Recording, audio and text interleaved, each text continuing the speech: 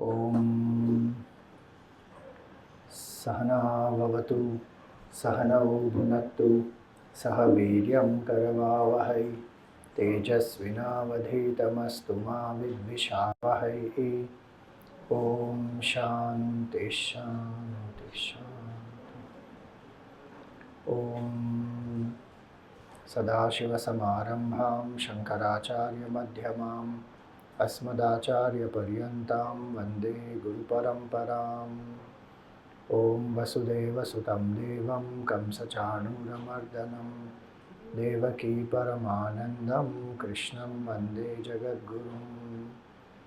Samasta Jana Kalyane Niratam Karunamayam Namami Chinmayam Devam Sadgurum Brahma Vidvaram.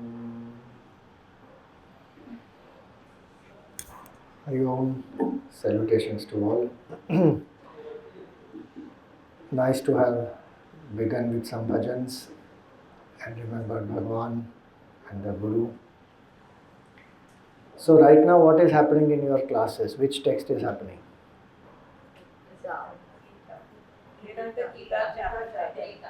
On chapter 10 right now. There are 3 classes, Swamiji. 2 classes are doing chapter 10 and 1 class is doing chapter 7. Chapter 7. And these are all 3 classes are your classes here. अभी जो जितने हैं आपके 3 हैं. हाँ. So कितने साल से हो रहे हैं ये क्लास अभी? बताएंगे 2008 we started 16th year. वाह रे I वाह. think we were the first class. Yeah. 2008 से. One class is from 8, then other 2? Second is from 2009. 9. Third one I think 2017. But it was already an ongoing class which Milind Bhai was taking. Okay. Then because of his illness and all. So very good. All of you have been studying for so long. Congratulations to her also for keeping you inspired, and to all of you also. And now you have come up to Geeta chapter 10. Some of you, okay, 7. So today's topic is overview of chapter 10 and 11. So chapter 10 of the Gita is called Vibhuti Yoga. And chapter 11 is Vishwarupa Darshan Yoga. So the seed of chapter 10 is in chapter 7. In chapter 7, when Bhagwan is explaining, one of the very powerful analogies he gives is Mai sarvamidam protam sutre manigana iva. Everything is strung in me like the pearls are strung in the thread, in a necklace. They are held together by the thread. And there he gave many examples of his the way in which he pervades the universe. So some of those examples that he gave, we will start from there, so we understand that okay, from this is where the seed of the chapter is. So when he says here, that bhumi rapo nalo vayu khammano buddhire vacha ahankara iti yamme bhinna prakriti ashtadha. Ashtadha prakriti is 5 elements, and this ahankara, mana and buddhi. Samashti mana, samashti buddhi, samashti ahankara. This whole thing is total, is the 8-fold prakriti, ashtadha prakriti. It is his manifestation. And then specifically he says that I am the sapidity in the water, rasoham apsu kaunteya, prabhasmi, I am the light in the sun and the moon. Then pranava sarva vedeshu, in the om, in the Vedas I am the om. So he gives specific manifestations also of his, apart from being pervading the whole universe generally. Now, when he has said this, in that chapter he goes on to elaborate some more, not only the external things but also internal qualities. I am the strength amongst the strong, I am the intelligence among the intelligent, I am that desire which is not opposed to dharma. So external as well as internal manifestations of Bhagavan he explains. Now in 10th chapter we see that 10th chapter begins with this word bhuya, again. Once again I am going to explain. There it was a small glimpse that he gave, and there he was speaking also in the context of consciousness. This whole world is the lower prakriti. In the consciousness enlivened it, that is the higher prakriti. And there he spoke about Maya, then 4 types of devotees, all that he explained in that chapter. But here he felt that some more elaboration is required. And so this chapter begins, Arjun doesn't have a question. Chapter begins by the Lord saying, Bhuya eva mahabaho shunume paramam vachaha. Once again I am going to repeat. Why? Yatteham priyamanaya vakshyami. Because you are very dear to me and for your benefit, hitakamyaya, I am explaining this again. So sometimes, so this indicates also the relationship between the teacher and the student here.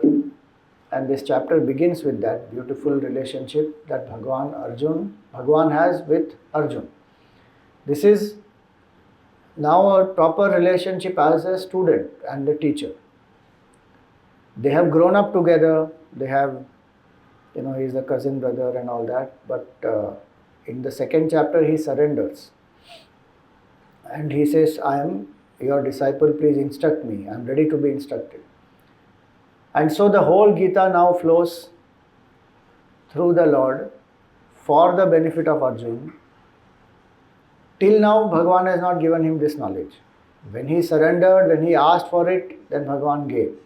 And when Bhagwan gives, he gave not only to Arjun for his particular issue, but he gave this knowledge for the whole humanity, keeping Arjun as the medium. And so, sometimes a student may not grasp at the first instance, and so the teacher has to elaborate a little more. And so what he gave in the 7th chapter, in a glimpse, he starts here once again. Now, that's why he starts by explaining that my true nature, even the Devatas, Rishis, many of them, they don't know. Because in his true nature, who is Krishna? He is not just the form. So in the Gita, in how many ways is Krishna Bhagavan to be understood? What is the depiction of Krishna in the Gita, if you see? One is, of course, as Krishna, who is in avatar of Bhagavan, who is there. Second, Krishna is teacher, very good. So as a guru he is there. He is a friend also, so he says, Bhaktosi me sakha cheti. Then, Brahman. yes, he is infinite Brahman as consciousness, nameless, formless, attributeless, supreme truth. And anything else? Very good, charioteer also. He begins with that only actually. He tells him to place the chariot there. Creator, Ishvara. So Krishna is Brahman, Krishna is Ishvara, Krishna is the Guru, Krishna is the friend, Krishna is the charioteer. So many ways Gita depicts. So in this chapter, he starts by explaining his infinite nature and he says, Name vidu suragana prabhavam na maharshayah aham adirhi devanam maharshinam cha sarvasha. I am the cause of even all the devatas and maharshis and everybody. So they don't know me in my complete nature. So one cannot know God as an object. One can only know God as the self, the truth. And so he says, whoever knows me, yomam ajam anadim cha vetti loka maheshwaram asammudha samartyeshu sarva papai pramuchyate. So we have to know Bhagwan from 2 standpoints. First he says Aja, Ajam and Anadim, who is unborn, who is beginningless. One who knows the Supreme as that consciousness which is beginningless, which is unborn. Many times what we do, we limit Bhagavan only to the form. And then some people become so fanatic, they say that if you worship this form only, you will get liberation. Any other form, if you worship, you will not get liberation. Are Bhagwan himself is saying he is Aja and Anadi. Then why are you stuck with one form only? That we choose one form and we worship that particular form is for my single pointedness, so that I go from many forms to one form to formless. But Bhagwan in his true nature is Aja and Anadi, is unborn, infinite, beginningless. And that means what? He is not some God up there, consciousness out there which is beginningless and unborn. That which is unborn is infinite. That means all of us in our true nature are also that. So one is to know Bhagwan as that infinite consciousness, and that very Lord has become Loka Maheshwaram, has become the creator of this whole universe. So how does Brahman become creator? How does Brahman become Ishvara? Students, you have to answer. Huh?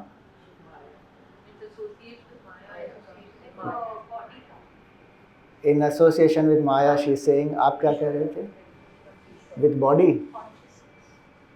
No. How consciousness becomes Ishvara? That's the question. Brahman becomes Ishvara.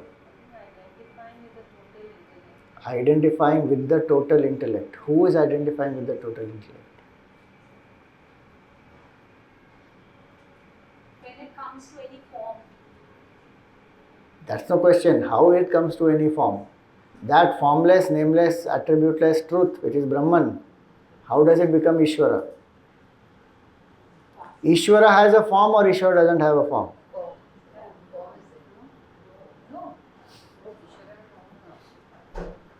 Ishvara has a form. Very bad teacher. No. Perfect. Don't worry. When there is vasanas, no. When there is the maladjustment or a turbulence in the gunas, that is when creation originally starts. That is creation starts. When creation starts के लिए answer correct है. Yes.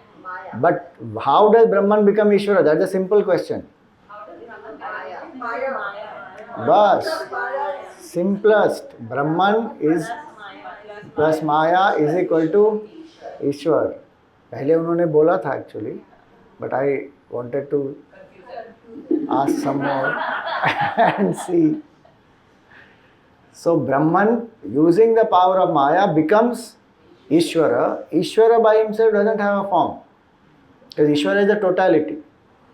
That Ishvara takes up a form for the Jiva to surrender. There is no doubt in that. But by itself, Ishvara does not have form.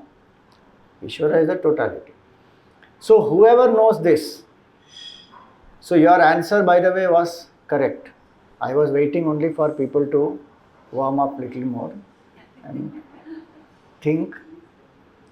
So Brahman plus Maya becomes Ishvara. That Ishvara is here, Sarvaloka Maheshwaram. And whoever knows this, Asammudha Samartyeshu. See, these are, each shloka of the Gita is very, very powerful.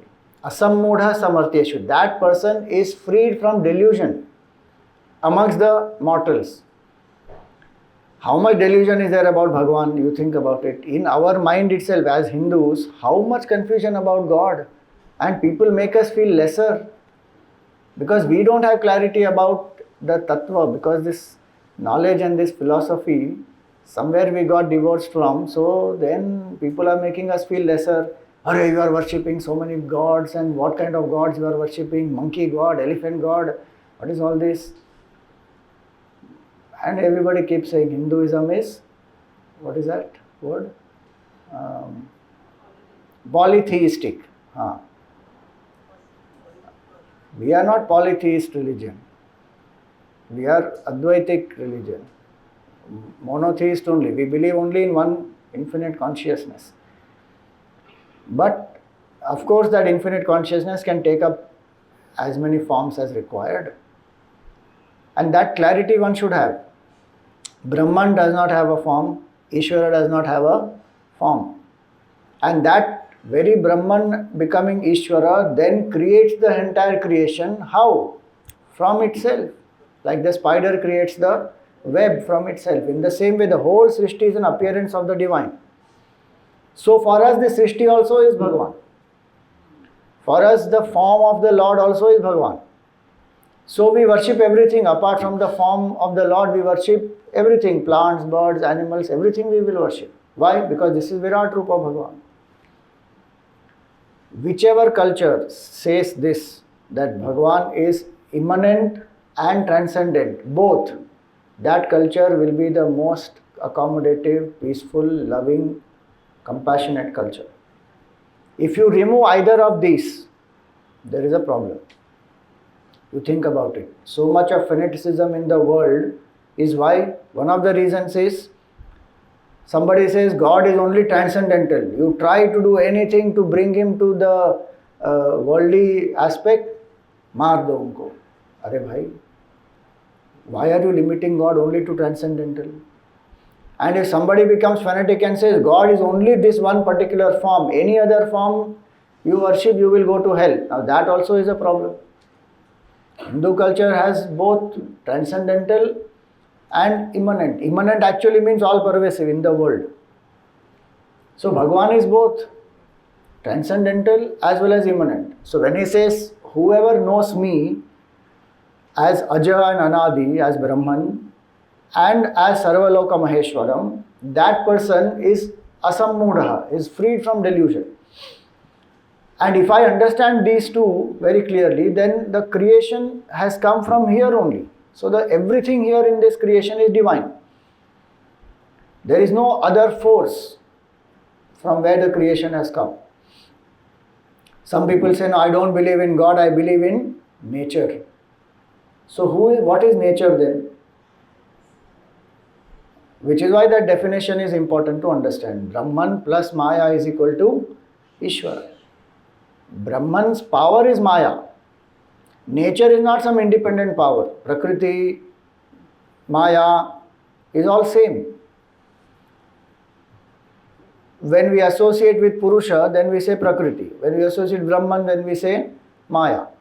So the waker and the power to dream, that power to dream resides in the waker. A waker uses the power of dreaming and becomes what? Dream creator. Then the whole dream projection will happen. And then all the dream characters will be there. But all this came from where? Waker. So the whole dream world is appearance of waker's mind. Same way, this infinite consciousness using the power of Maya becomes Ishvara, appears as the whole Srishti. If this much is clear, there will be only understanding of oneness, that only one has become all this.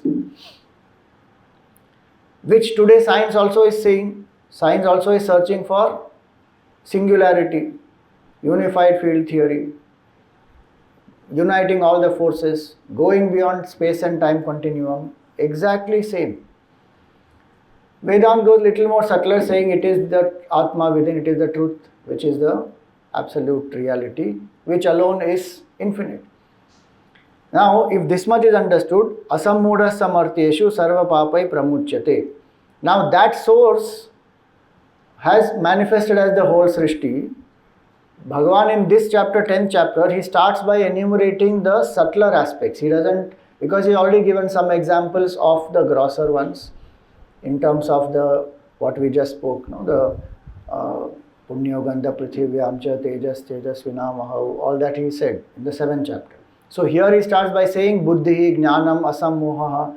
So intelligence, knowledge, and Kshama, Satyam, Damaha, Shamaha, all these qualities. He goes on to list Ahimsa, Samata, Bhavanti Bhava Bhutana, Matta Eva Prithak Vidhaha. All these bhavas, all the emotions, all the intelligence, all comes from Bhagavan.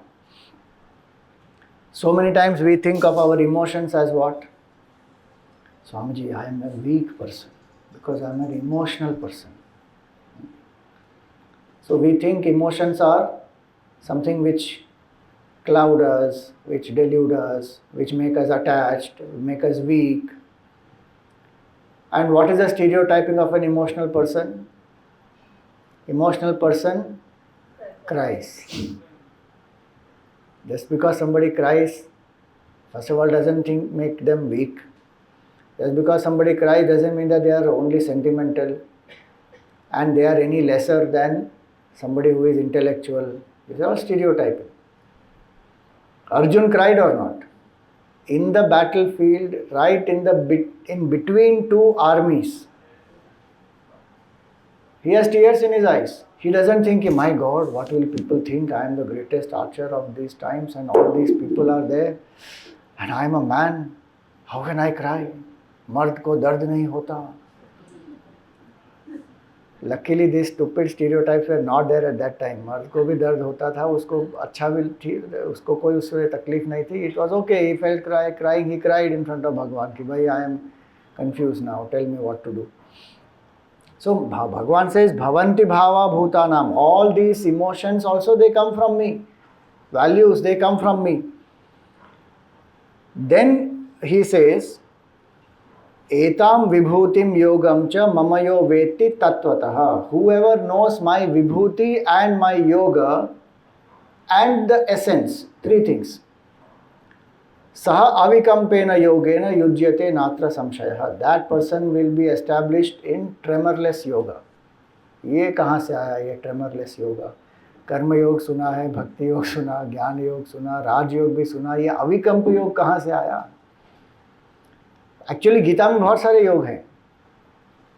6th chapter, those of you have done, most all of you would have done 6th chapter. In 6th chapter one yoga comes, abhyasa yoga. Abhyasa yogena kaunteya. So Bhagavan says how to control the mind. So he says that abhyasena tu kaunteya vairagyena cha grihyate. With abhyas and vairagya you will be able to grasp and control this mind. So different yogas are there. In that 6th chapter only there is another yoga called moderation yoga. We have added it. Bhagavan doesn't say moderation word there, but he uses the yukta word. Yukta ahara viharasya. Moderation in food, sleep, speech, exercise, recreation, spiritual practice. Everywhere one should have moderation. So like that different yogas are there. And the word is yoga, not yoga. This English has destroyed a lot of our vocabulary. It is yoga. Yuj yoga. So karma yoga. So avikampa yoga in that way. What is avikampa yoga? So vikampa means shaking, which is not very firm. Some confusion, doubt remains. So one is not established. If one knows these three, tattva, yoga and vibhuti, then one will understand everything. In this context, one will understand the truth and will be established in the truth. Will not get confused. Otherwise, somebody comes and tells us some 2-3 things, and they take some arguments of science, and then we get confused. Then we start wondering, does God really exist? Maybe at that time, they call today God of the gaps. Have you heard God of the gaps? It's one popular expression that people use today, especially youngsters, God of the gaps. Wherever there is a gap in our understanding, when we don't know the cause for something, there is a gap in my understanding, then we attribute that cause to God. So, one example given is thousands of years ago, people did not know how thunder and lightning is happening, rain is happening. So they said, God does thunder and lightning. God is sitting up there and He is showering the rains. He is doing thunder and lightning. And then came along science, and then through science, we have come to know that yes, this whole cycle of evaporation and condensation and all this, and so we don't need God now to explain this phenomenon. So as long as there is a gap in my understanding, I can attribute something to God, but as science catches up and finds the reasons, then God is not required. God will become redundant. Now some things like that, some 4-5 people will come and tell us, then we start wondering, really? My whole life, 2007 onwards I am studying in Devi group. इतना सारा समय मेरा चला गया इसमें. Behind something that does not exist only. No one gets confused. If you have studied the Geeta, etc. properly, no confusion will happen. Because there is complete, proper clarity. So he says you should know 3 things. Tattva, Yoga and Vibhuti. So what are these 3 things now? So now there is water in this.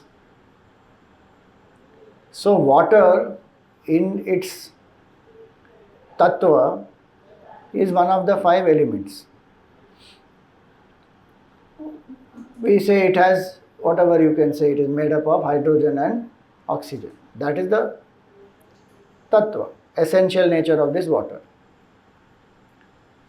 What is the yoga here? The yoga here is the potential of the water, the capability of the water to quench our thirst. We may drink anything else, like coconut water and this and that. We may drink any other type of a liquid. But when I am very thirsty, the thirst gets quenched by water. That capability in the water is the yoga. And then I make some juice, ice, whatever What is that called? Slush. हाँ, कोई बहुत सारी नई नई चीज़ें आती हैं अभी तो. Mojito and slush and whatever, पता नहीं क्या क्या. That is called vibhuti of water. Vibhuti means what? Special manifestation. Yoga means what? The essential potential of that thing. And Tattva means what? The nature of that thing. Now, are these 3 things different or are they one? One only, no? That water only has in its Tattva, we call it as water. We understand it as the essence, which is H2O. Then in yoga we say it has the ability to quench the thirst, what are its properties, and then you add extra, whatever, you make it into ice or a juice or some cola or whatever that is. Now that is its special manifestation. Same we take another example. Gold ornaments, in this example, you tell me what is the Tattva, what is the Yoga and what is the Vibhuti.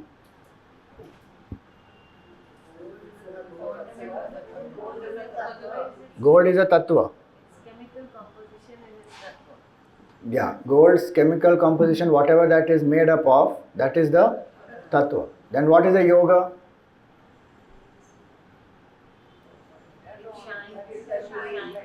So it shines, it can be melted, it can be molded, it can become whatever you make it into, the yellow color, all those, the attributes. And the attributes with its potential to, get molded into whatever we want to make it. And that it shines, so it will, anybody wears it. It will lend beauty. That is the yoga. And then what is the vibhuti? Ornaments. So then once the intricate designs are made, the ornaments get ready and then you can use it. So that's called the vibhuti. If somebody sees only the ornament but misses out the gold, then that is called delusion. The gold smith will focus on what? The gold. In that the tattva of gold first he will focus on. 22 carat or 24 carat. First figure out that. I don't know कितने बाकी carat होते हैं, but whatever, 22, 24 जो भी है. उससे नीचे ज़्यादा भी होते हैं क्या कोई? 18 होता है ना कुछ तो. 18, 14. So first the goldsmith will check that That is the essential nature of that gold. Tattva will see first. Then yoga, then vibhuti. Without tattva, vibhuti and yoga will not exist. But if I get stuck only with vibhuti, then I miss out on tattva. There also I am not actually stuck at vibhuti, I am stuck at the form. Vibhuti is of the gold actually. But if I forget that this is gold and I am stuck only with the form, whatever the intricate design is done in that, but I forget it is gold, then it is not even being stuck with vibhuti, it is getting stuck only with the nama and rupa. That is called delusion. And so in this 10th chapter, what does Bhagavan say? He says that whoever knows these three will be firmly established in the truth. I have to know all the three about the truth. I must know what is the tattva, which is Brahman. I must know Ishvara, because that Brahman using Maya only has become Ishvara, who has the entire creation unmanifest in him, and then who can manifest the whole creation, sustain it and again bring it back into him. That is the potential. And then when that creation is manifest here, this whole Srishti is what? Is his Vibhuti. But in that entire Srishti, now in this particular chapter, special manifestations are being mentioned. Entire Srishti is divine, no doubt. Now if I want to see the divine Srishti, if I want to have the divine vision, then I can see divinity in this also, in this also. No doubt, because everything has come from there. But where there is a glorious manifestation, I will be able to see that much more easily. And when some glorious manifestation is there, then what will happen? My ego will surrender. The small little I which we hold on to, we say it is small I, but it is the biggest I in the life. Most difficult to drop is that small I. That ego surrenders when it sees something grand. Anything in nature, if you see like this ocean, so mighty, huge. If you just think about ocean and what is our insignificance in front of the ocean. Think about the sun, think about the sky, think about so many aspects in creation. Who is the individual in comparison to the manifestation? Glorious manifestations these are. Bhagavan says in the 10th chapter, Sarasam asmi sagaraha, I am the Sagara. So my mind will go to what? That Bhagavan has manifested as Sagar. So I am looking at Sagar, but my mind has gone to Tattva. That infinite consciousness becoming Ishvara appears as this Sagara. So as a result, what will happen with this? I am seeing the world, but my mind is thinking of the divine. I can see the world as the world, Jagat Darshan I can have, or Brahma Darshan I can have. Vibhuti Darshan here is the word. So I can see the world as divine, or I can see the world as the world. If I see the world as the world, then I will develop Raga and Dvesha. But if I see the world as divine, then I will get out of Raga and Dvesha. And so the perception remains the same externally, but the internal attitude completely changes. And so when Bhagavan says this to Arjun, he says, devotees who see me in the whole Srishti, who are established in this Avikampa Yoga, he says that, and they worship me. Iti matva bhajante mam buddha bhava samanvitaha. Full of bhav, they worship me. How do they worship? So he says, Matchitta madgata prana bodhayanta parasparam kathayantascha mam nityam tushyanti cha ramanti cha. Their mind is absorbed in me, Matchitta, madgata pranaha. Their actions also dedicated to me. Their life as though they have dedicated, surrendered to me. And bodhayanta parasparam. When they talk to each other, they share knowledge with each other. About what? About the divine. They talk about Bhagavan's Leelas.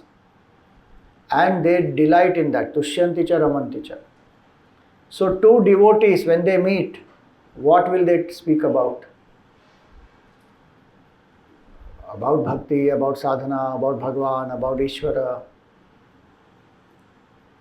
So two Devi group ladies, when they meet, what should they talk about?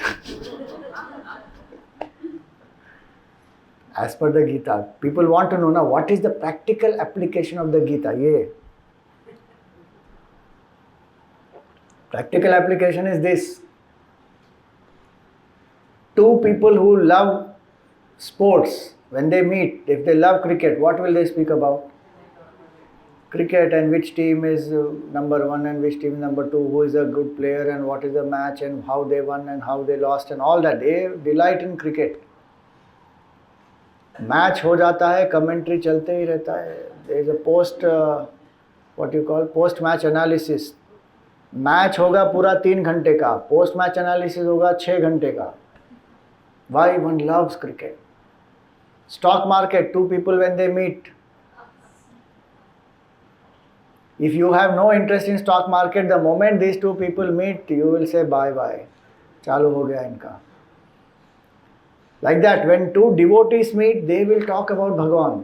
And see, everything else in the world has some limitation, some finitude. Bhagavan is infinite. Hari Ananta, Hari Katha Ananta. Bhagavan also is Anant and his Katha also is Anant only. And even if they talk the same Katha again and again, they delight in that. One of the best examples of that is children. Small children, you tell them the story. Every evening you have to tell the same story. And they delight in listening again and again. And if you miss out some details, say, no, don't rush up. You have to tell all this also. You can add more details, but you should not miss out some details. Like that, the devotees delight. Those who are not devotees, they don't understand. अरे ये क्या, ये लोग same Prahlad का story Bhagavat कितने बार सुनेंगे बाबा. अरे but devotee delights in listening to the glory of Bhagavan. Why not? And every time something new to learn, different stages of life we go through, so different things we can apply. Tushyanti cha ramanti cha, and they are not bothered about anything else. Like Mirabai says, "Mere to Giridhar Gopal." दूसरो न कोई. She is fully surrendered to Bhagavan. Bhagavan is her beloved. Bas. Now to give her Tattva Jnana etc. is Bhagavan's job. The devotee in the Bhakti Marg, right now this second section of the Gita is Bhakti oriented. Bhakti Pradhan, not oriented. Bhakti Pradhan it is. First 6 chapters are Karma Pradhan, then Bhakti Pradhan, then 13 to 18 are Jnana Pradhan. So, here is Bhakti Pradhan. So what if somebody goes on just chanting Bhagavan's name or listening to Bhagavan's Leelas or speaking about Bhagavan's glories? How will they get Advaitic vision of oneness? Satchidananda Swarup Atma alone is real. How will they get that? Maybe the Bhakta remains only in duality. This 10th chapter is a very beautiful verse where he says, Tesham satata yuktanam bhajatam priti purvakam Dadami buddhi yogam tam yena mam upayantite. Such devotees who are constantly thinking about me, satata yuktanam, who are striving to unite with me all the time, and they sing my glories or they worship me. Bhajatam does not mean only singing, worship, even through the actions. Bhav is I am doing it for Bhagavan. Then singing may happen, worship may happen, all that will happen. Bhajatam priti purvakam, with great love. Bhagavan says they don't have to worry. Dadami buddhi yogam tam. I bless them with the buddhi yoga. Buddhi yoga means this Advaitic knowledge that you are essentially not this jiva, you are Satchidananda Swarup and you and I are one. That supreme non-dual knowledge Bhagavan will give them. Where Bhagavan says, Yena mam upayantite, by which they will come to realize my true nature, which is Tattvata. So now when he says this, how will he do this? So he gives another analogy. He says, I light the lamp of knowledge in their heart. Because somebody may say, okay, when Bhagavan says that they will come to me, they will go where? They will go to Vaikuntha Loka where Bhagavan is there and then they will stay there all the time and that is the mukti they will attain. Bhagavan knows that a human being is capable of all this. And there will be people who will sell the seats for Vaikuntha also. And there are people who will buy it also. And there are people who are buying place in Mars already. Yeah. And there are agencies who are selling things in Mars. The, what you call, the race for being the first, I got the land at the cheapest cost on Mars. Okay. So Bhagavan knew that some people will be there who will say, who will misinterpret this shloka, and they will say that yena mam upayantite means these people will interpret that the devotee will go to the loka and then stay with Bhagavan and all that. See, there is salokya mukti, there is no doubt. But that's not the ultimate. And the bhakta doesn't limit oneself only with that, and nor is Bhagavan happy with that. Bhagavan doesn't want the duality to remain. Because the highest expression of love is what? When the lover and the beloved become one. The separation, there will be, then you can meet and part and depart and pangs of separation and all that will happen. But if you unite, no separation. Done. So the next verse he says this, Tesham eva anukampartham aham ajnanajam tamaha, that ignorance which is in their heart. Essentially God and man are not different. They are what? They are one only. But because of ignorance, one feels there is a difference. Ajnanajam tamaha, nashayami atma bhavasthaha. He says, I who am in their heart, I destroy their ignorance. How? Jnana deepena bhasvata. I illumine the lamp of knowledge. Now see, Bhakta's heart, Bhagavan is illumining with the lamp of knowledge. If we think that Bhakti Marg is separate, Jnana Marg is separate, no, each of them have the others embedded in it. If I love Bhagavan, I will do seva, that is Karma Yoga. And if I love Bhagavan, I want to know who he is and be one with the Lord, now that is Jnana Yoga. Whichever path I will follow, the other two will be there and it will lead me finally only to the absolute oneness. So now when Bhagavan said this, Arjun is very happy that he now sees the Lord as the Supreme. Till now he is seeing Bhagavan as what? He is my cousin and he is my friend and we have grown up together, and now slowly he surrendered also. But now he is in 10th chapter. His understanding has changed. So now he says, Param Brahma Param Dhama. You are Supreme Brahman, you are Supreme Abode. Pavitram Paramam Bhavan. You are Purusha, you are Shashvata, you are Divya, you are Adi, you are Aja, you are Vibhum. And all the great rishis, etc., also don't know you in your true nature, in your full glory. Now, he says that, please tell me, when the Lord used the word yoga and vibhuti, so he tells Bhagavan that, please tell me all your vibhutis first. Vaktumarhasi asheshena divyahi atma vibhutaya. All your divine vibhutis, please tell me about them. What are those vibhutis? They are pervading in this creation. Imans tvam vyapya tishtasi. And how do I think of you? Because you are all pervasive. Now this is a very powerful question, he says. You are all pervasive. In what ways should I think about you? Because not every mind will be able to grasp what is infinite, all pervasive. Because our mind thinks only in terms of form, picture and sound. Advertisements also, if you see, what is the technique of advertisements? They use a powerful visual and one caption. And that will go deep into your mind and it will create the desire that, I must have it.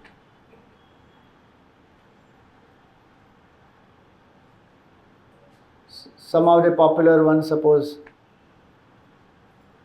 I don't see TV, so I don't know which are the recent ones, but when we were in college, there used to be Ye Dil Mange More. I think it was some Pepsi or something.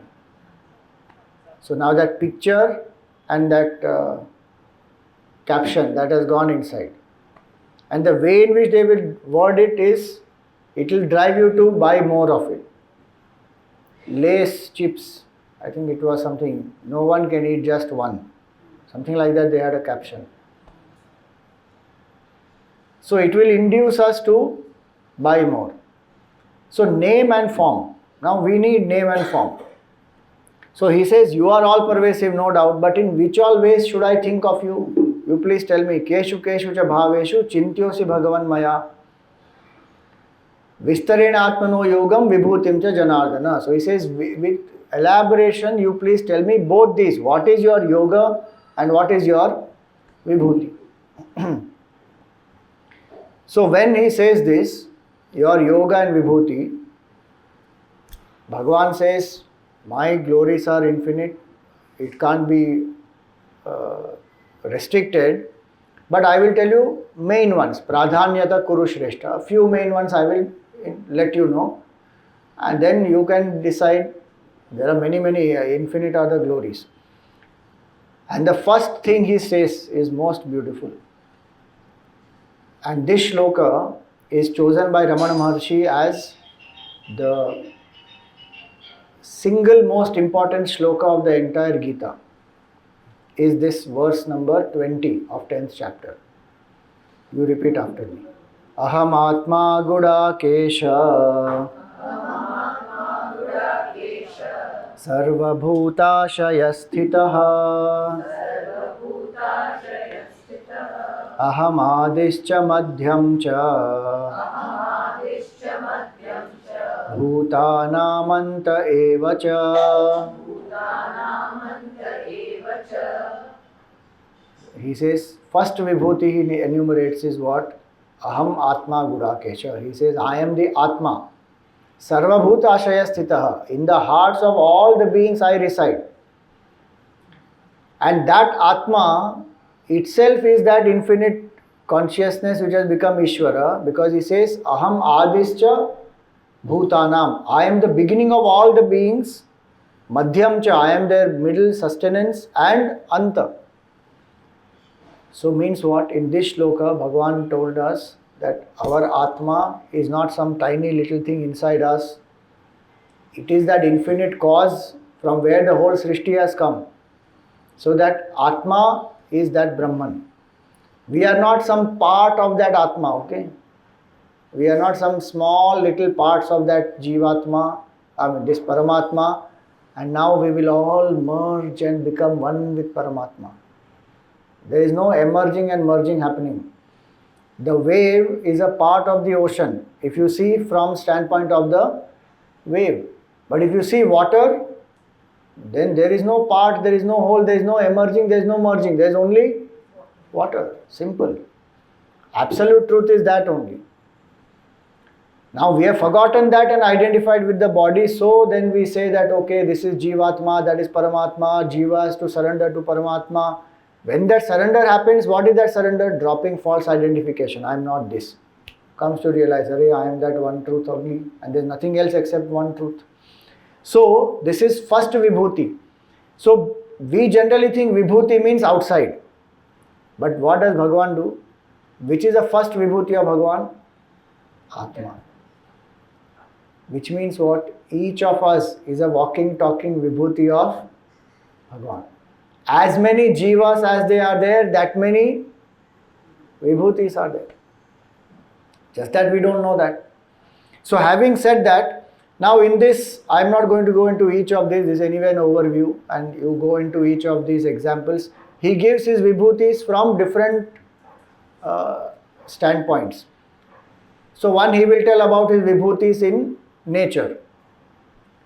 So he says that I am the ocean amongst the water bodies, I am the Ganga among the rivers, I am the Himalaya among the mountains, I am the sun, Adityana Maham Vishnu, Jyotisham Raviram Shuman, all that he will say this. So certain vibhutis are of nature, certain vibhutis are from the subtler worlds.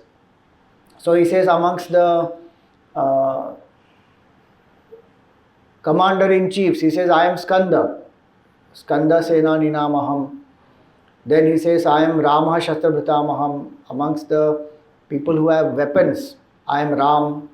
Like that he explains, Rudranam Shankaras Chasmi, Amongst the Rudras, I am Shankara. 11 Rudras. In that Shankara is one Rudra. Like that.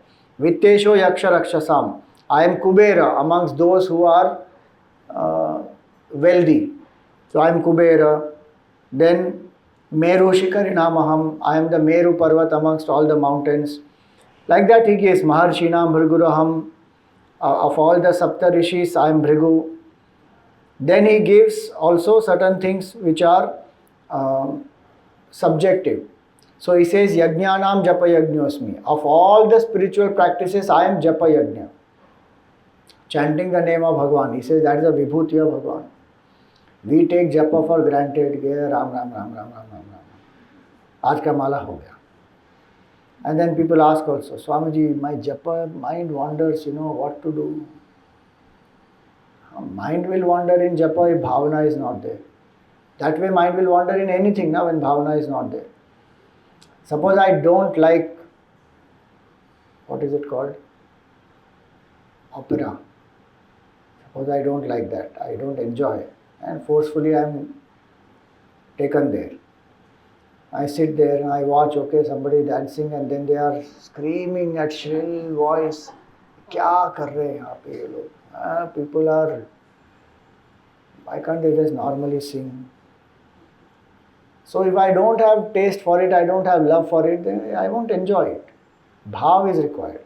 And if I have studied well, I have understood the purpose of Vedanta is what? If I study properly, I understand who is truth, what is the truth, who is Ishvara, what is my sambandh with Ishvara, all that, then spontaneously bhavana will arise that what a beautiful creation is this, all this is divine.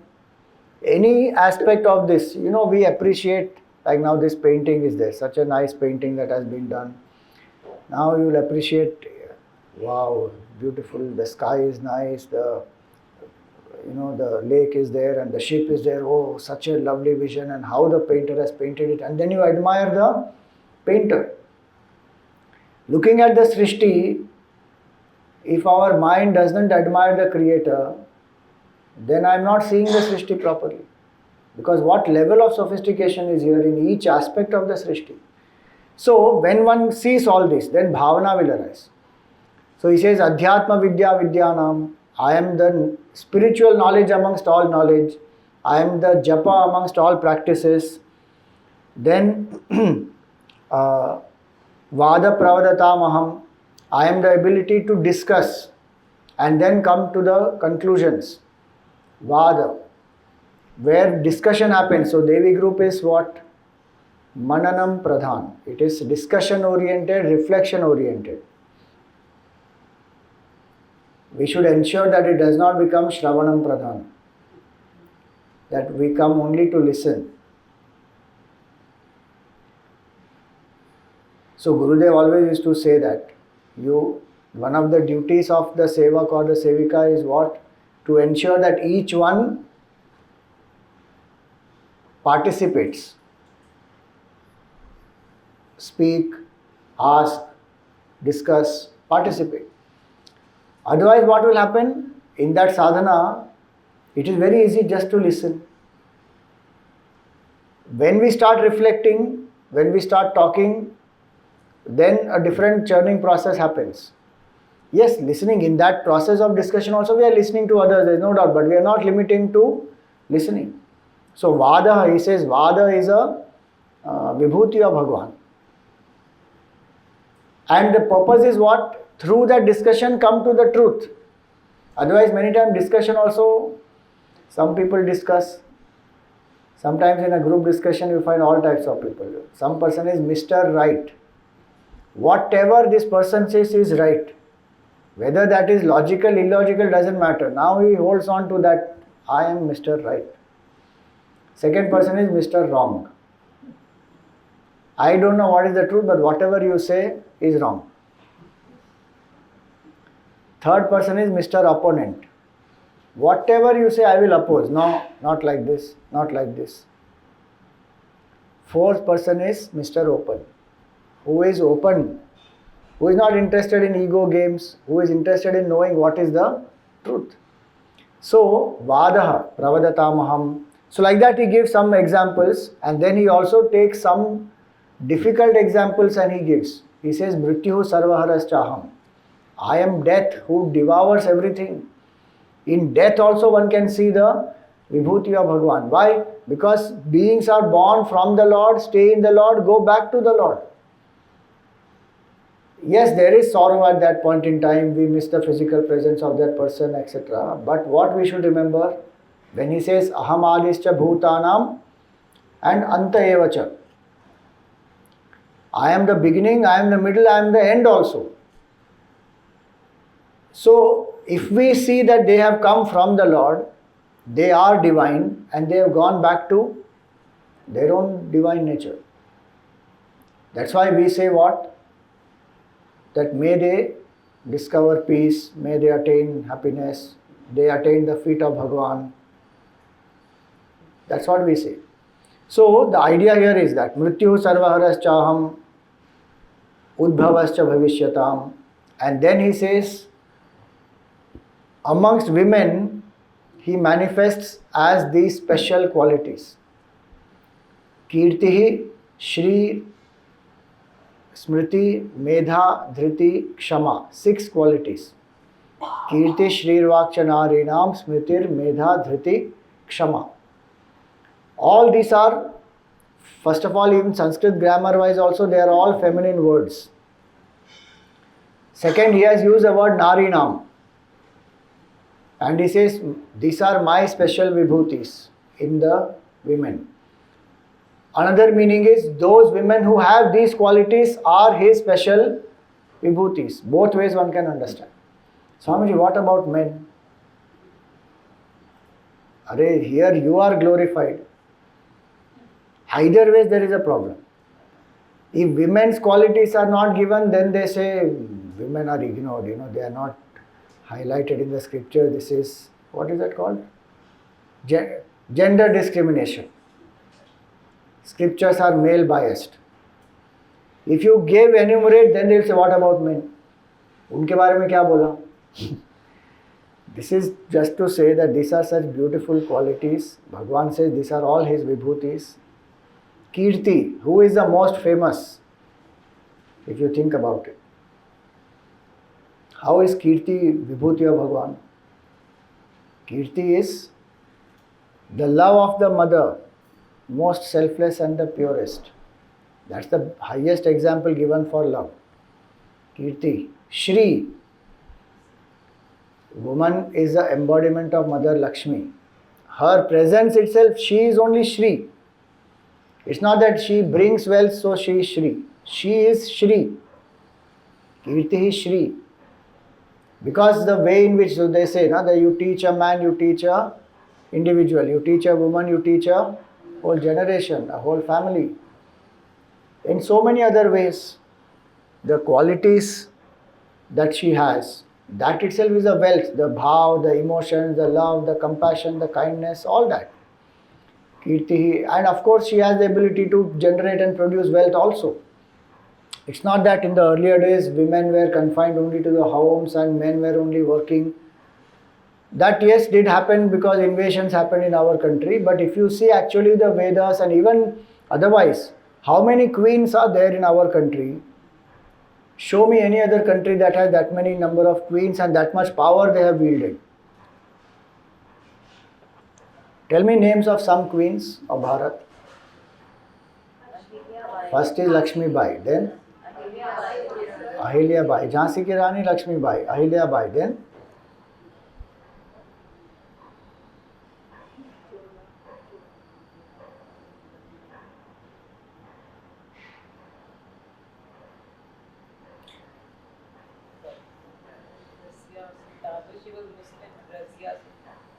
Razia Sultan. Any Hindu queens you remember? Tell me. Padmavati. Then? Any other? Geeta is a mother, not took up as a queen. She is a great mother. See this? Noor Jahan, all this. She is not a queen. Hindu queens we don't know. Think about it. because we have not been taught or those are not hyped up. But if you see Nayaki Devi, you know Nayaki Devi? There's a movie also on her, Gujarati movie.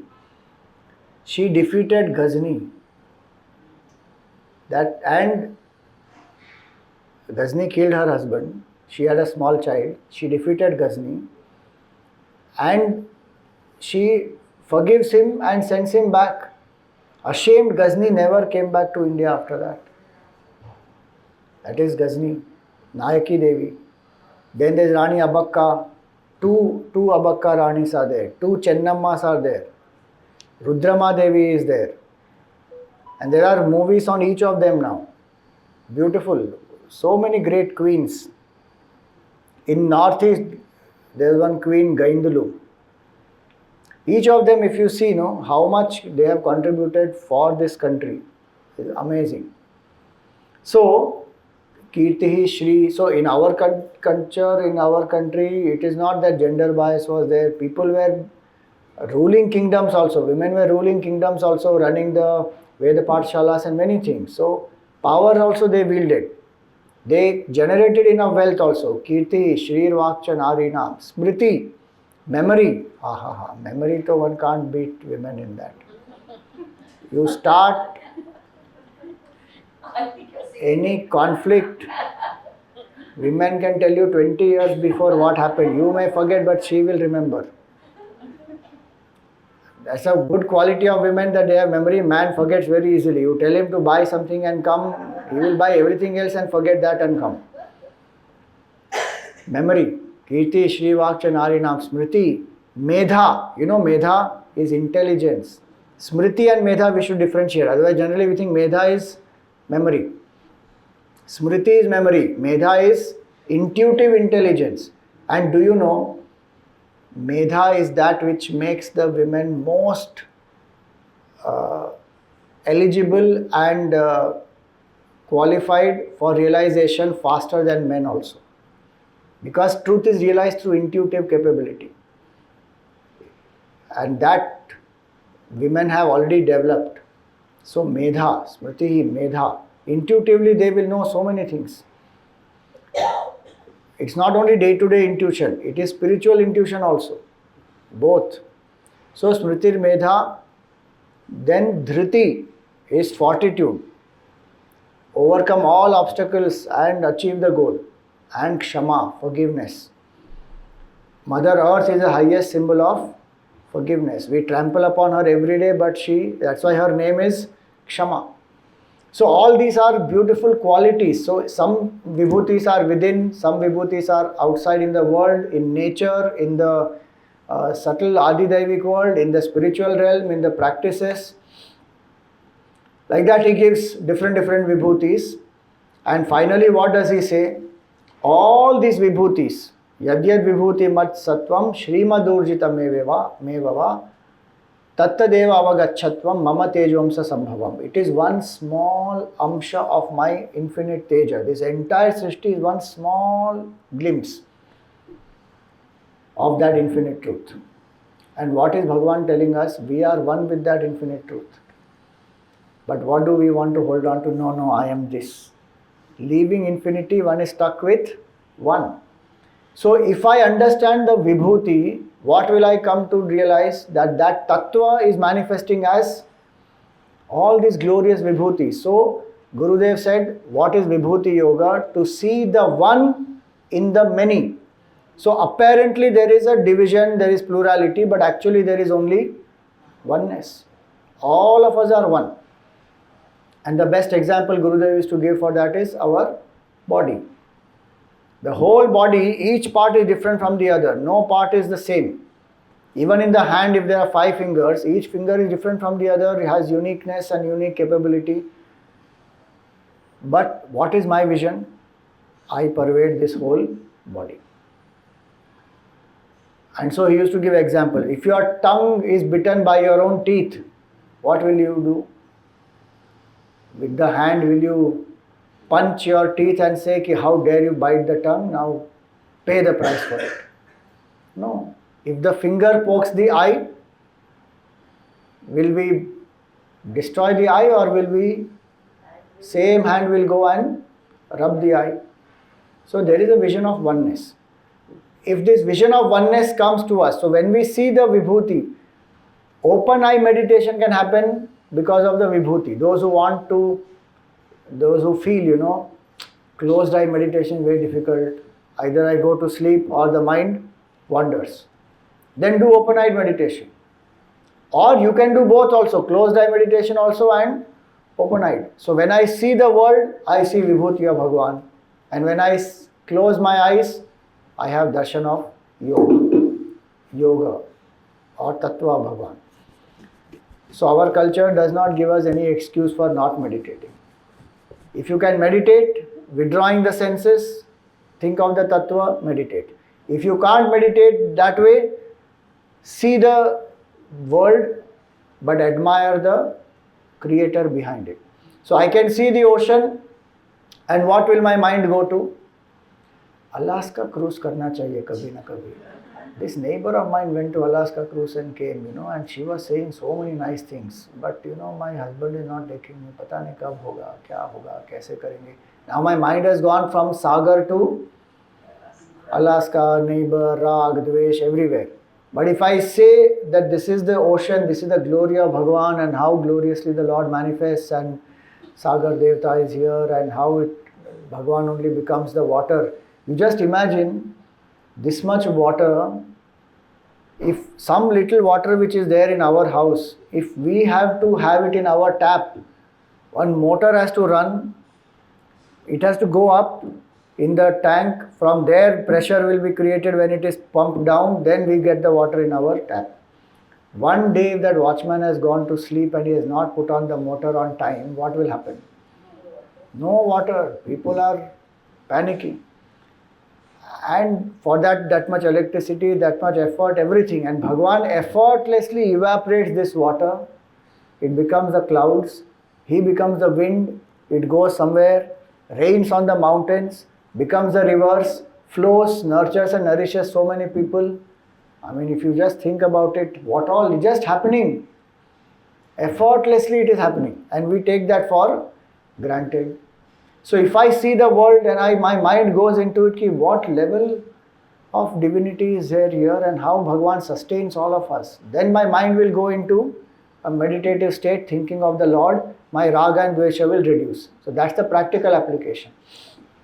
In this chapter, about 70 plus examples Bhagwan has given, which are his vibhutis. You can create vibhutis for the modern context also. You can say amongst the phone, I am the iPhone. I'm not trying to market iPhone, but I'm just saying, you can say my phone is the vibhuti of Bhagwan, whichever is your brand. It's up to you. You can create new vibhutis. Like Gurudev, it is said that if sannyas had to take a personification, then Krishna would say that amongst the sannyasis, I am Swami Tapovanam. Like that, Guruji has written a beautiful Tapovan stuti, in that he mentions that. So like that one can create vibhutis for ourselves also. The bhav is, my mind must go to the Lord. So this is called vibhuti darshan. And vibhuti literally means visheshena bhuti, a special way of being. So we have Chinmaya vibhuti also. That is a special glorious manifestation of the vision of Gurudev. So that's our retreat center.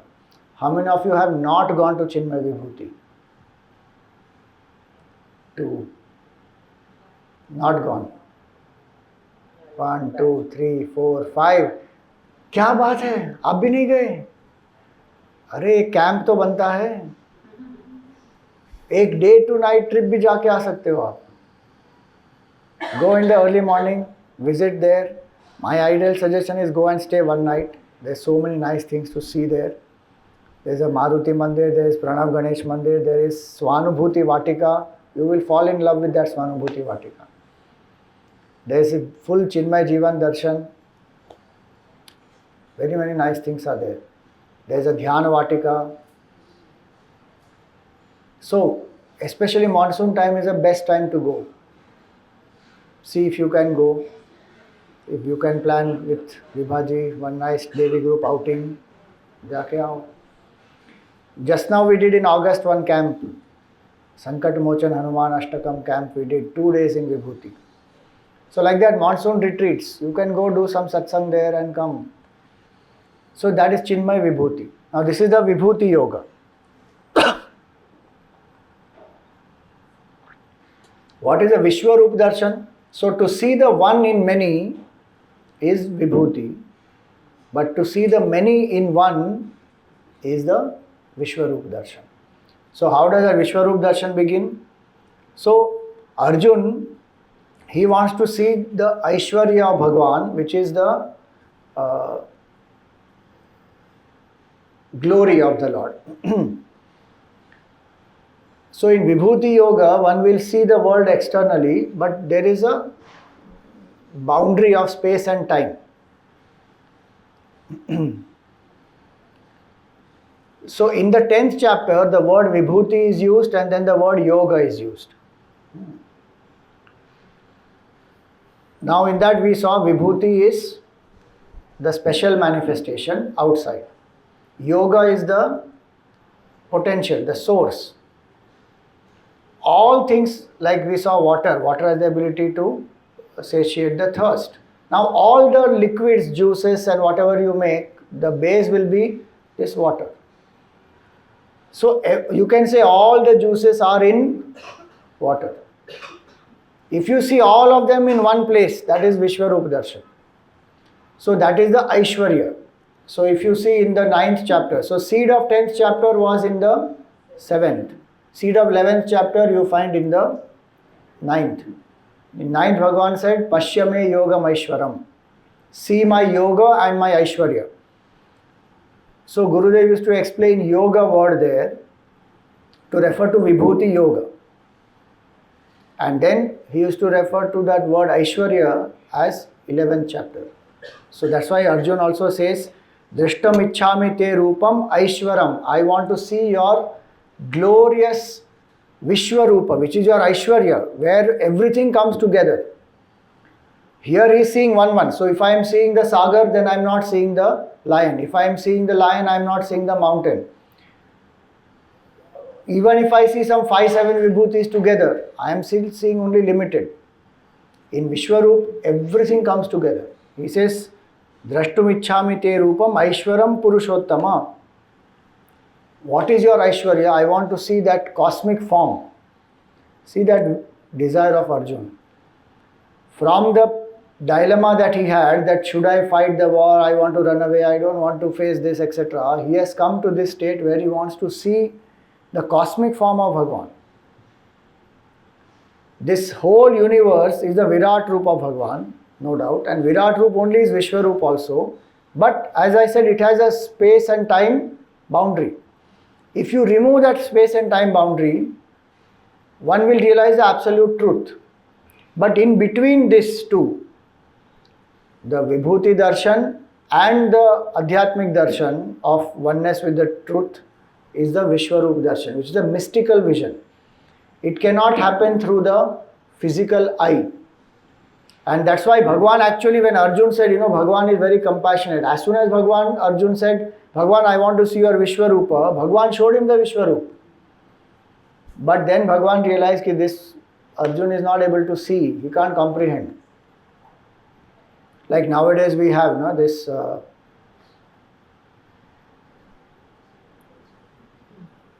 immersive experience. So you put on this, what is that called? There is one equipment, right? VR, it is called VR, virtual reality wala.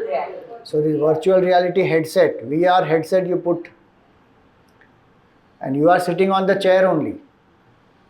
Like if nowadays some of these places the temples also have, like Mahakaleshwar has, Omkareshwar. So I went to Omkareshwar. There one VR experience one can get. So one is sitting on the chair, but you will have darshan as though you are in the temple. You are seeing the linga, you can touch the linga, and there is alankar of the Lord is happening there. Morning arti, afternoon arti, evening ashayan arti, everything you can see. 10-minute experience. but immersive. So you will feel, you can move around the chair. If you move around, you will see everything around also. So if somebody sees you like that, and you are touching here, there, like this, like this, like this, they will say, क्या पागल है, क्या कर रहा है ये? But you are having an experience because you are not now seeing through the limitation of only physical eye. Now there's a different experience. Same way Arjun was given a Divya Chakshu. A Divya Chakshu, when it is given to Arjun, then Arjun is suddenly able to see. Yes.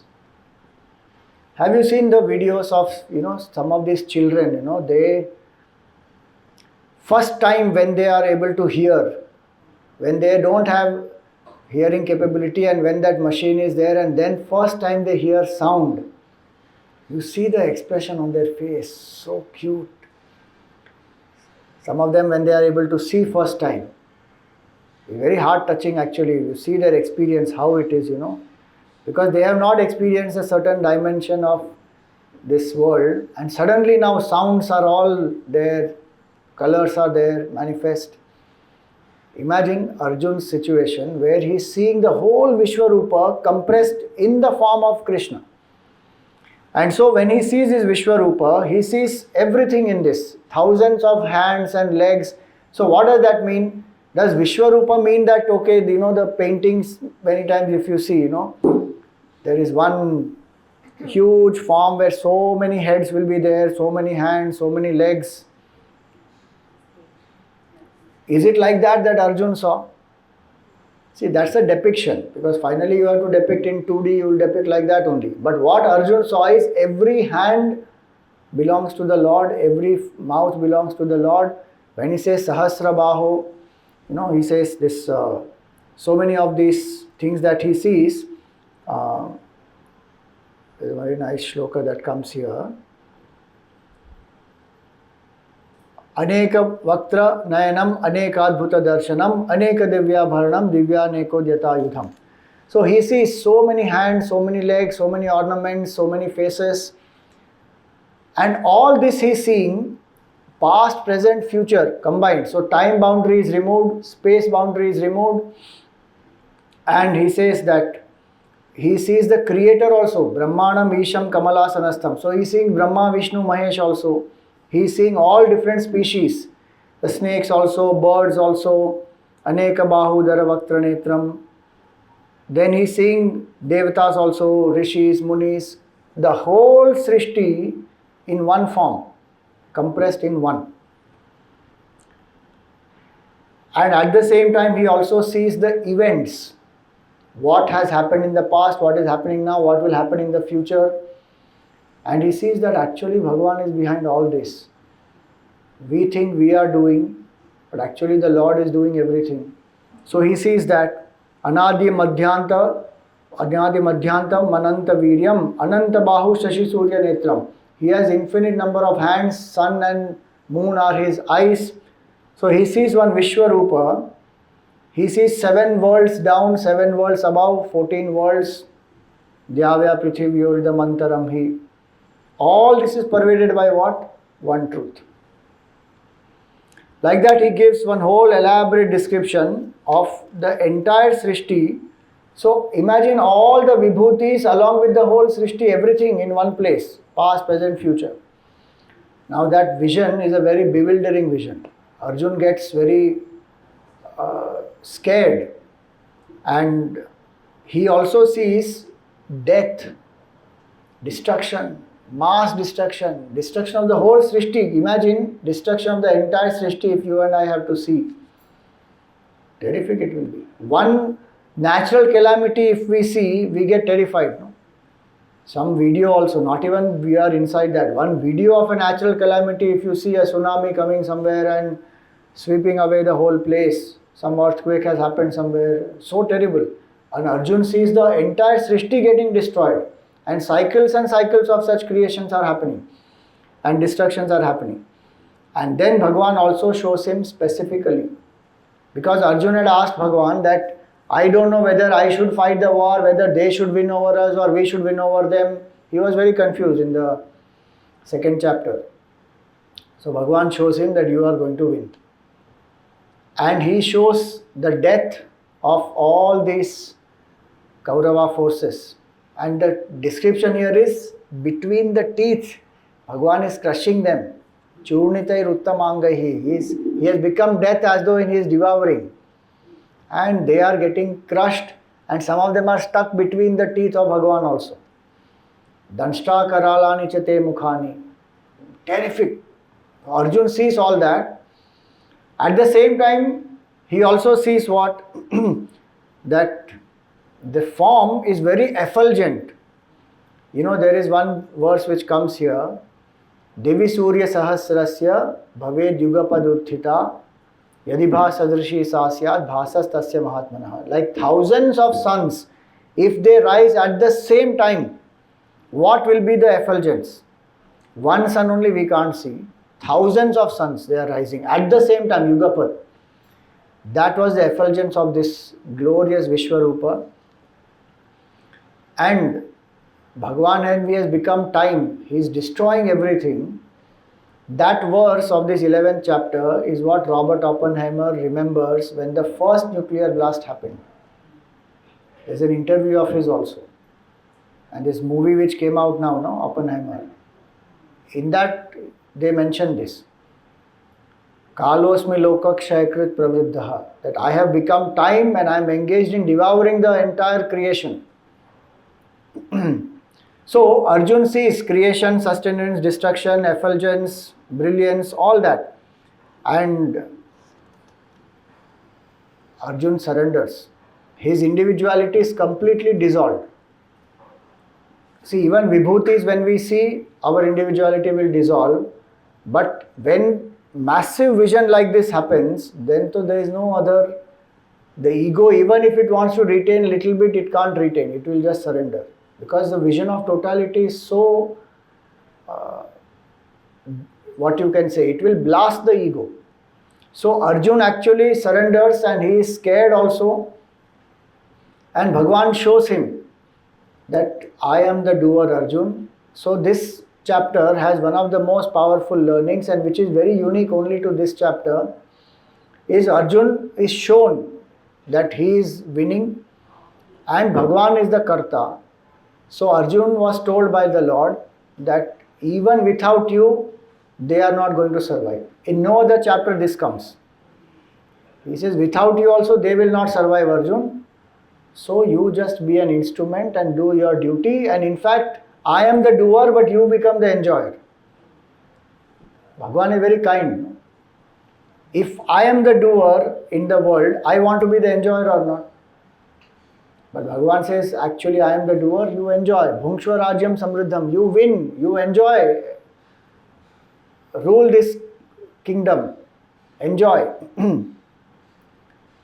Maya eva nihata purvameva. So you drop your guilt, regret that you will be the killer of Bhishma and Drona and your own teachers and grandfather and all of them. You just be an instrument.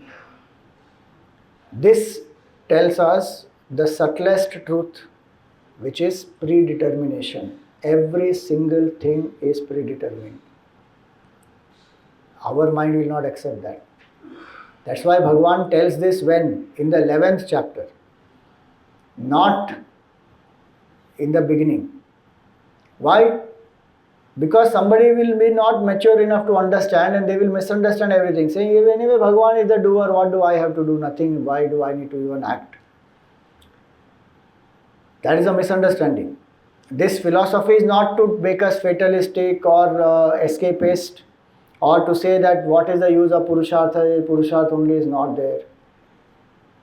It is to bring about the highest surrender, because the fact is, Bhagwan is the Karta. You and I are only equipment, instruments. In a whole movie, if you see, when you sit and watch the movie, the director has made the movie, but what does it look like? The actor is making the choices. But actually the fact is what? The actors are only following the direction. The director is the one who is controlling everything. If the actor goes beyond the script and tries to do something on his own, the director will say what? Cut. It will not come there. But this is the big picture. We should not misuse this. When we understand everything is predetermined, what will be our attitude?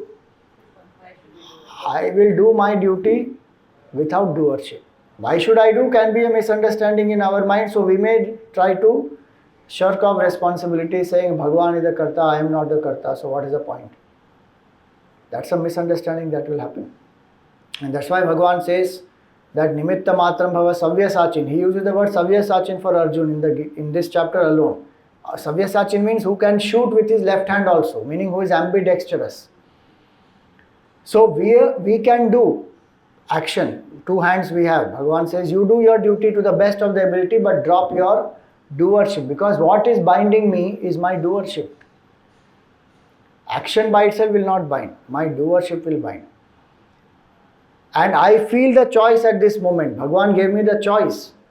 So how to act? The best attitude is in the present moment, make the best choice with the best intention and best knowledge that you have. Put in the right effort for it. Don't fall for the tendencies, lower tendencies of the mind. What is the best I can do now? I should do that. And having done that, know that it was all destined by the Lord only. Because there is no other way to know destiny. Even if you go to some astrologer or tarot card reader or anybody like that, they can only give some suggestion that this is a possibility. Finally, I have to act. So act as if everything depends on you. And after that, surrender, knowing everything depends on Him. Bhagavan only has done it all, actually. So there need not be any guilt, nor there need be any pride. But our problem is, when wrong happens, we say, ye sab kara dhara tha, Bhagavan ne kiya, it is all destined, what to do. And when everything goes right, I did Swamiji. Either we live at Purusharth level, saying everything is my choice, so whatever results come, I accept is my responsibility. I deserve this karma phala, I will go through. Or we say everything is done by Bhagavan. He is the Karta, He is the Dharta, He is the Dharta, He is everything. I am zero. I am only His instrument. That requires highest level of surrender. In both, what is common? In Purushartha also and in surrender also, what is common? Is acceptance. Lack of doership. Correct, lack of doership. In the first one, I say I do my best, dedicate actions to Bhagavan. But doership is there. In the second one, I say no doership also. Bhagavan only is the doer. How will I know what is the will of Bhagavan? Sit quietly, you will know what is the will of Bhagavan. If the ego is put aside, the will of the Lord is known easily. In fact, even through the ego, will of the Lord only is manifesting, just that we don't know that. Through Duryodhana also, Bhagavan's will only is manifesting. But Duryodhana will not know that. And Duryodhana won't be able to surrender because of that ego that he has. There's a great joy in surrender. One becomes relaxed. Think about it. If you are sitting here, you are relaxed right now. Why? Because there is no burden. Suppose I give you a speaker, उठा के बैठो अपने sir पे. What will you do? You will wait to keep it aside. ना कि अरे भाई रखो नीचे. But we are carrying this burden of doership life after life after life.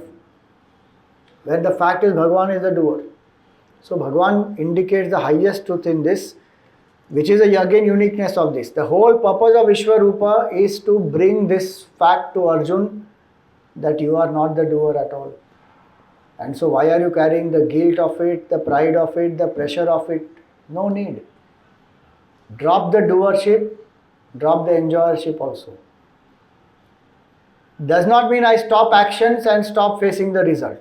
Both I will have to face. Action also I will do, results also I will face.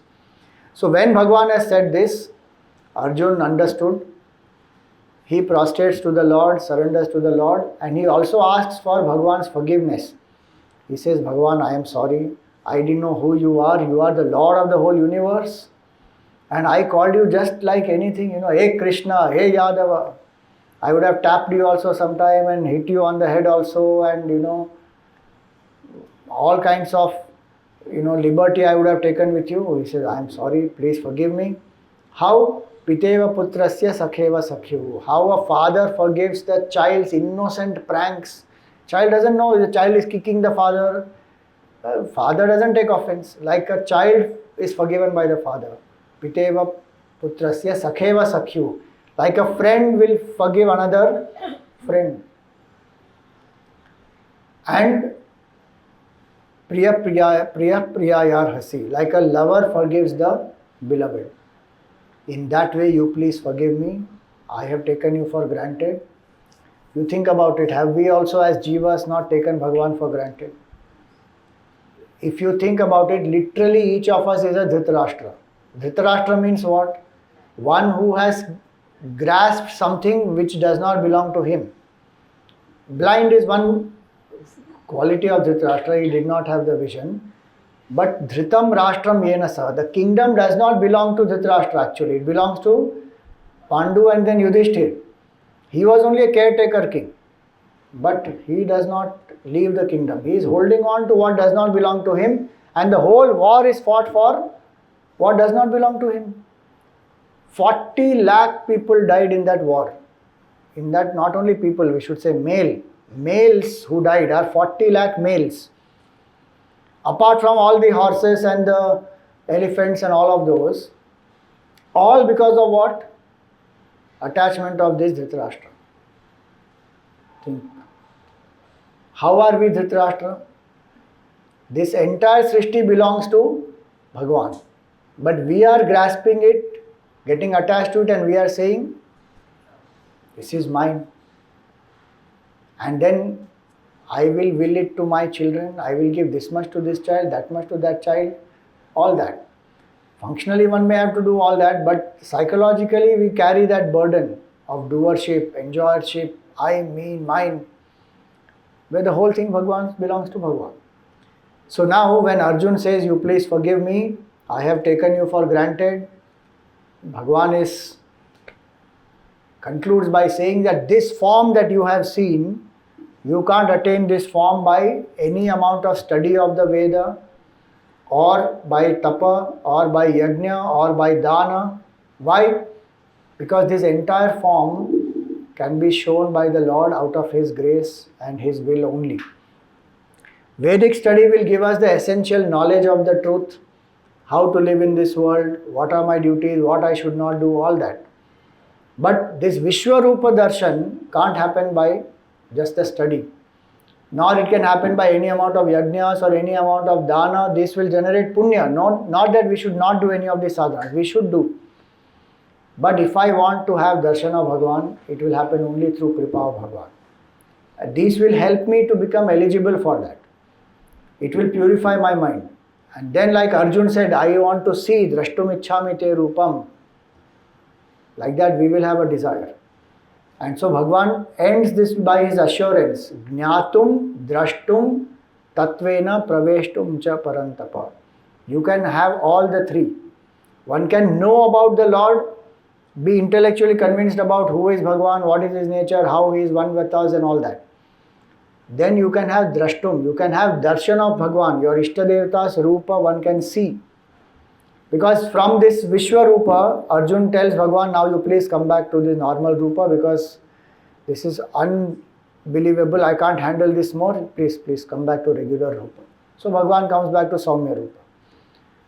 One can actually have darshan of that Saumya Rupa Bhagwan, that is Ishtadevata darshan. And Tatvena Praveshtum also Bhagwan says, that you can realize essential oneness also. So those who think that I am a Vedantin, I believe only in nameless, formless, darshan and all is illusory, darshan kuch hota nahi hai, ye sab symbolism hai. That is not true. So many saints have had darshan. And you and I can also have darshan, and Bhagwan has assured here, Jnatum, Drashtum cha Tatvena, Praveshtum cha Parantapa. All the three we can have. If we don't want to have, then that's a different point. But all the three one can. Ramakrishna had darshan of Mother Kali. So many of them. Janabai, Jnaneshwar Maharaj, Vitthal, Tukaram ji, they all have darshan of Vitthal Bhagwan. And even in flesh and blood, Bhagwan manifests in front of them, does work with them.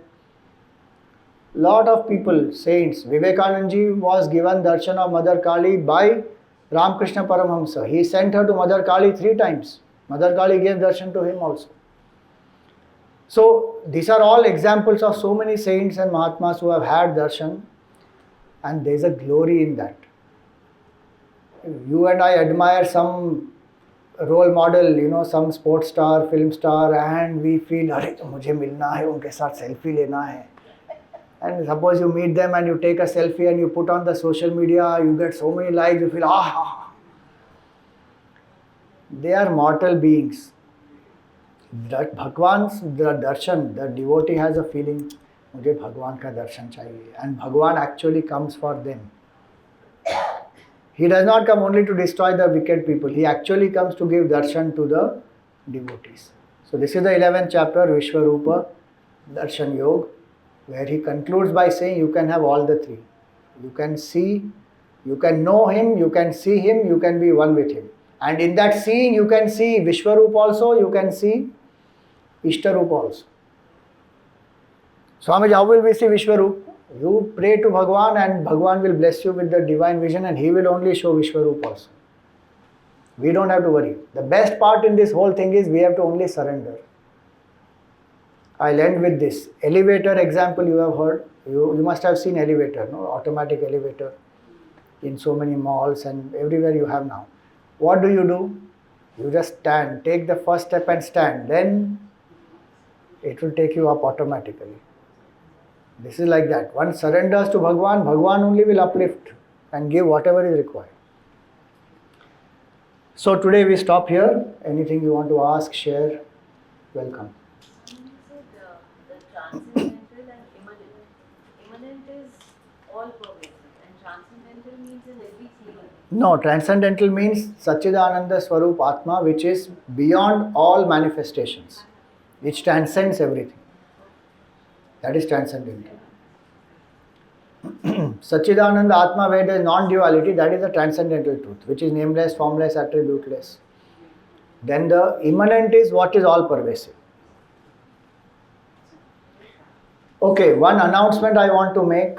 All of you know we have this Hanuman Chalisa Yajna from 24th to 26th September. How many of you chant Hanuman Chalisa regularly? Very good. So, in that second doha he says, Baranau Raghubara Vimala Jasu Jodayaku Phalachari. He is describing glory of Hanumanji. But why does he say Raghuvara Vimala Jasu, Baranau? I am going to describe the glory of Raghuvara. Raghuvara means what? Bhagwan Ram. Then why Tulsidas is saying, I am going to describe glory of Bhagwan Ram, and then he describes Hanumanji's glories. कोई गलत शब्द use कर लिया क्या उन्होंने वहाँ पे? नहीं पता? Hanuman is devotee of Ram, but then he could say Hanuman Ram Bhakta, na? Why did he say Raghuvar? Because he stays in his, he had imbibed all this knowledge. Staying in his heart doesn't mean that he is the... They are one and the same. Oh, then to he can use anybody's name. Dashrath ka glory I am showing. Yeah, I won't tell you the answer. You come to the yajna.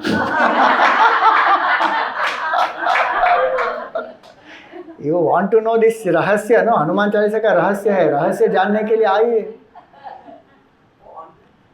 Online नहीं है, offline है. भारतीय विद्या भवन में 24 से 26. वो जरा pamphlet दो सबको. हाँ, please. I am giving you the pamphlet so that you come, plus you put it in your buildings, apartments, wherever. Let more people come. So many people chant Hanuman Chalisa, but उनको आधी चीज पता ही नहीं होती हनुमान चालीसा में क्या लिखा है. तिहु लोक का उजागर. Hanuman ji enlivens 3 worlds. How does he enliven 3 worlds, Baba? Like that, so many beautiful things are there which have a lot of implication in our daily life and sadhana also. So please come, and I am doing this time in Hindi because so many people keep telling, अरे हिंदी होता तो हम आ जाते. अब ये हिंदी में हो रहा है, लाओ सबको, पूरा परिवार को लेके आओ. Each Devi group lady member can bring 5 people who are new. Don't say हम ये 5 लोग हम आ गए. 5 new people you bring, that is your Guru Dakshina to Gurudev. And so many years you have been studying, introduce 5 people to Hanuman Chalisa. This is not some very subtle advanced Vedantic text. It is Hanuman Chalisa. So much benefit it has in lives of people. So one aspect is that.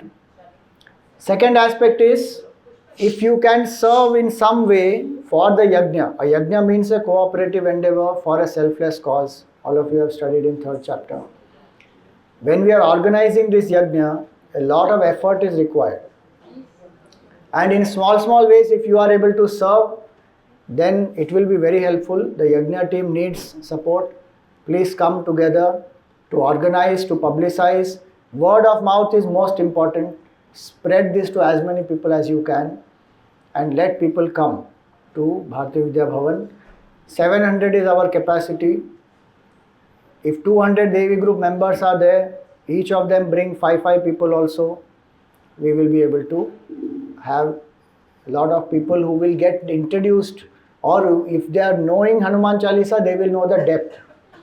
And especially a lot of young people, if you can bring, inspire your family, may say young people to come, it will help them a lot.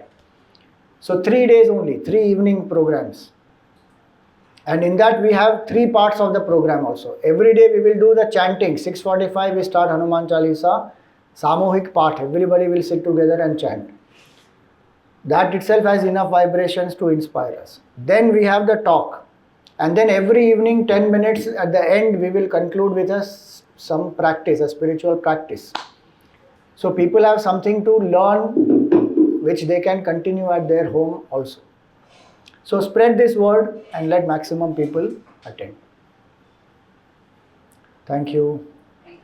आरती श्री चिन्मय सद्गुरु की, दिव्य रूप मूर्ति करुणा की, आरती सद्गुरु की।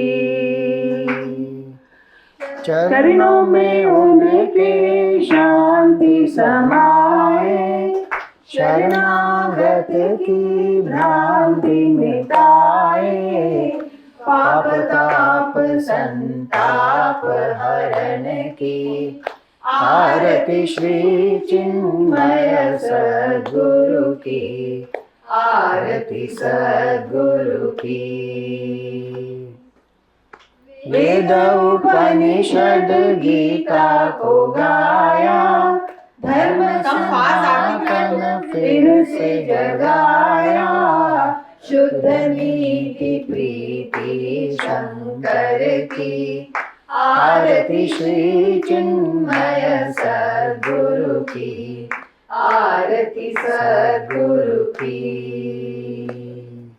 सिद्ध बाड़ी की तपोभूमि में, नित्य विराजे गुरु हमारे, भक्त हृदय आनंद स्रोत की, आरती श्री चिन्मय सद्गुरु की, आरती सद्गुरु की,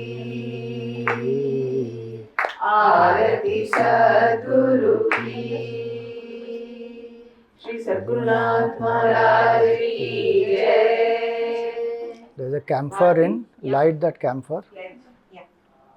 एक मिनट, नतत्र सूर्यो भाति गा लो।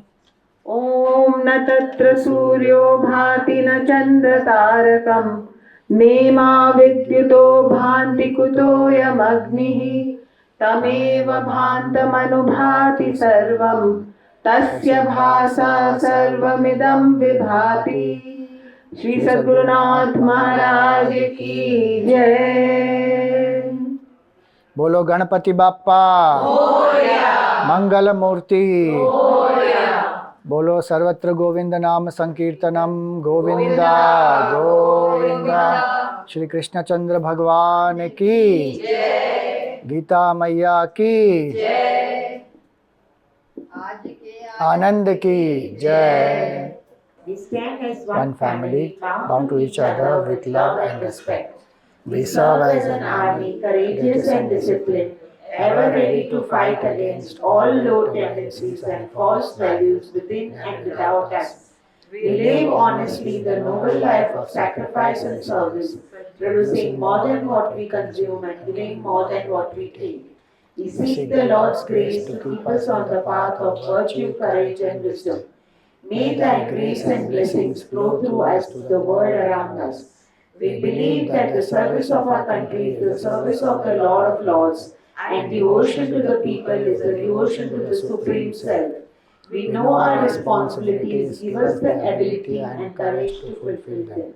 Om Tat Sat. ॐ स्वस्ति प्रजाभ्यः परिपालयन्तां न्यायेन मार्गेण महीं महिषाः गोब्राह्मणेभ्यः शुभमस्तु नित्यं लोकाः समस्ताः सुखिनो भवन्तु काले वर्षतु पर्जन्यः पृथिवी सस्यशालिनी देशोऽयं शोभरहितः ब्राह्मणाः सन्तु निर्भयाः ॐ सर्वेषां स्वस्तिर्भवतु सर्वेषां शान्तिर्भवतु सर्वेषां पूर्णं भवतु सर्वेषां मङ्गलं भवतु सर्वे भवन्तु सुखिनः सर्वे सन्तु निरामयाः सर्वे भद्राणि पश्यन्तु मा कश्चित् दुःखभाग् भवेत् असतो मा सद्गमय तमसो मा ज्योतिर्गमय मृत्योर्मा अमृतं गमय ॐ पूर्णमदः पूर्णमिदं पूर्णात् पूर्णमुदच्यते पूर्णस्य पूर्णमादाय पूर्णमेवावशिष्यते ॐ शान्ति शान्ति शान्तिः हरिः ॐ श्री गुरुभ्यो नमः हरिः ॐ